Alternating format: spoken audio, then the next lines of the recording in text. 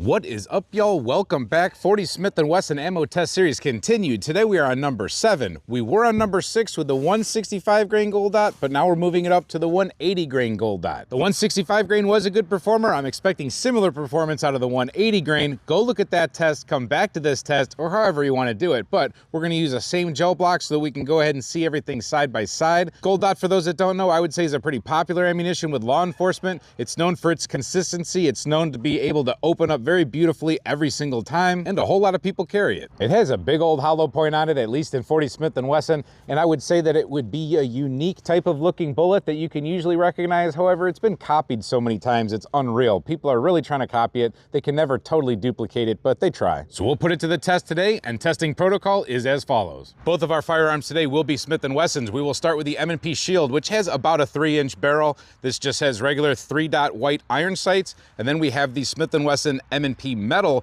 40 caliber with a CV Life red dot on top. We'll be using these firearms hopefully to hit the center X rings, or at least close to them, on these B8 targets. We'll be about 21 feet off those targets. We'll send those shots past the Garmin and through a Caldwell, and we'll figure out velocity in foot-pounds. Now, I'll be shooting these targets offhand, no bench, no rest, no nothing like that. We're just doing practical accuracy. Then we'll be sending around from each pistol through 10% clear ballistics gel. We have a 16-inch block backed up by a 20-inch catcher block, and then we'll analyze the recovered projectiles. Testing explained, let's get to shooting. All right, first up is the Shield. 5 rounds on that B8 from about 21 feet away.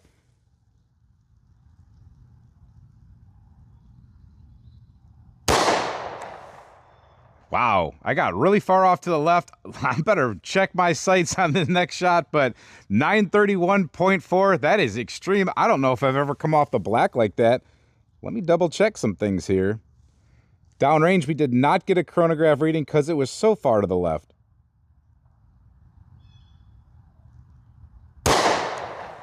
That's really far to the left. That's crazy. This gun does shoot a little bit to the left, but that is wild to the left. So 926.1 here and 940 down there.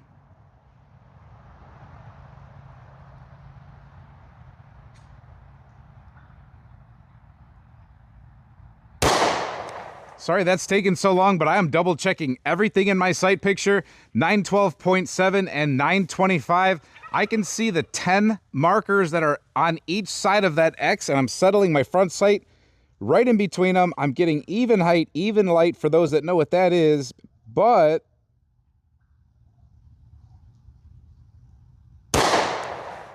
wowzers. 912.1, 927.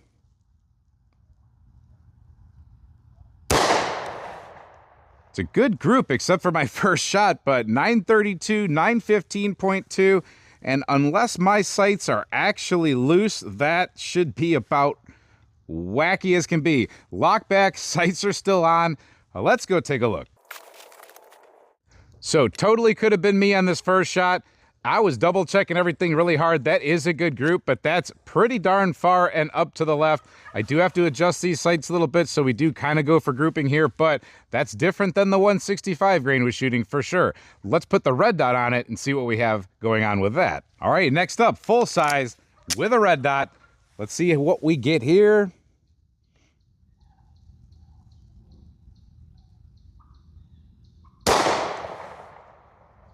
$990.5 and 985 down there.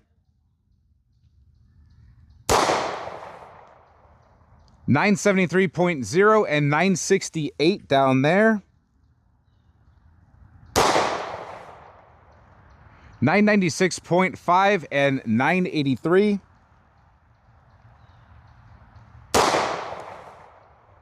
978.8 and 983 duplicate down there.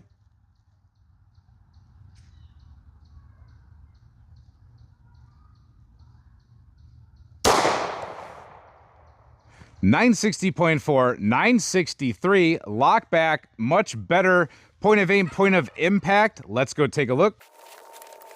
Maybe that shield's a little bit wacky with that ammo. This one is actually shooting a little bit higher than the 165 grain. I got 1, 2, 3, 4 in the X-ring and 1 down here. So that's better than the 165 grain shot out of this gun. And both of them have moved up with the heavier weight. Both guns do feel nicer to shoot than the 165 grain also. That shield wasn't bad or stingy at all with this 180 grain stuff. This gun shot very nice. So just which one is better to shoot out of this gun, I would say for sure this 180 grain stuff, because it feels really nice. It shoots point of aim, point of impact, which of course for me, that's just an adjustment here with the red dot. As far as the shield though, that's getting a little wacky. I do have to go ahead and move that sight like I said, but for me with that gun specifically, yeah, that's pretty far off than any other ammo has ever traveled for me. Otherwise I would have already adjusted the sights. So pretty consistent groups no matter what, but with the red dot it does show it's accurate enough. Like we said before about the other one, combat accurate. Let's put this stuff into gel. All right, first up is the shield. Let's see if I can get this where I want it. It's shooting a little goofy, but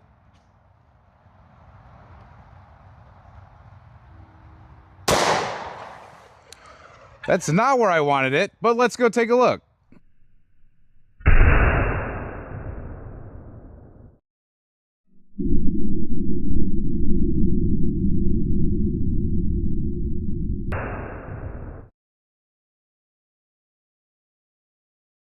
.920.6, 937, and I don't know what slow-mo looks like. We might have got a cool one there, but we did get way too close to the other one. We pretty much have an overlap here. We do have a good way of showing that when you do overlap them, they're very consistent with each other, which is what I thought they would be. It's just a little bit of a shorter distance that this one was able to travel. It doesn't have so much velocity behind it, of course, but when you overlap them, wow, they are very similar to each other. Very cool, but let's take another shot to go ahead and separate them. All right, I'm gonna have to aim really low and right. Okay, that should have done it. 923.7, 935.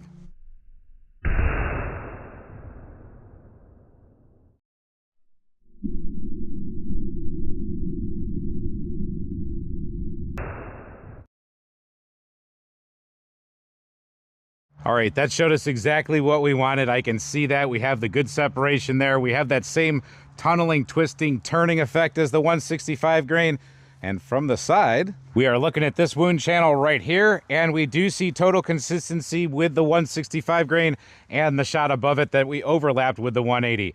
We can see it facing towards us. It opened up plenty, but it does have a very nice initial wound track like you would expect from a lead cord cupped bullet like that, or hollow pointed bullet. The major wound track goes till about 9 inches. The bullet has landed at 11.5 inches, but that's after a bounce back from just about 15 inches. This block was cut just a little short from 16, but we probably got right to the end of it, bounced back. A lot of times you can't see that very end, the tail end of the wound channel, but with that bounce back, we have, like I said, 11.5, maybe 12 inches facing forward towards us.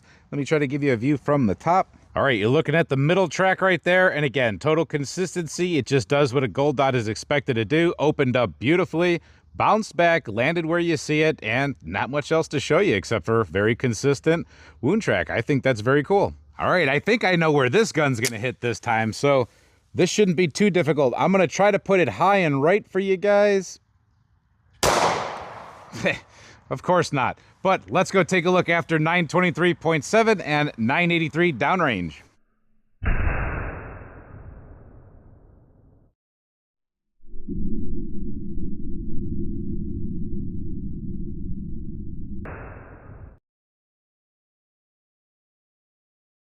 All right, I tried to put it here, but I ended up here, because that's just the way things are going to go today. So we'll still take a look from the side. All right, camera guy's going at it at a little bit of a different angle right now. You have to view it from underneath to separate them. I don't think it's worth taking a second shot. They are separated enough for our purposes, and they're both consistent with one another.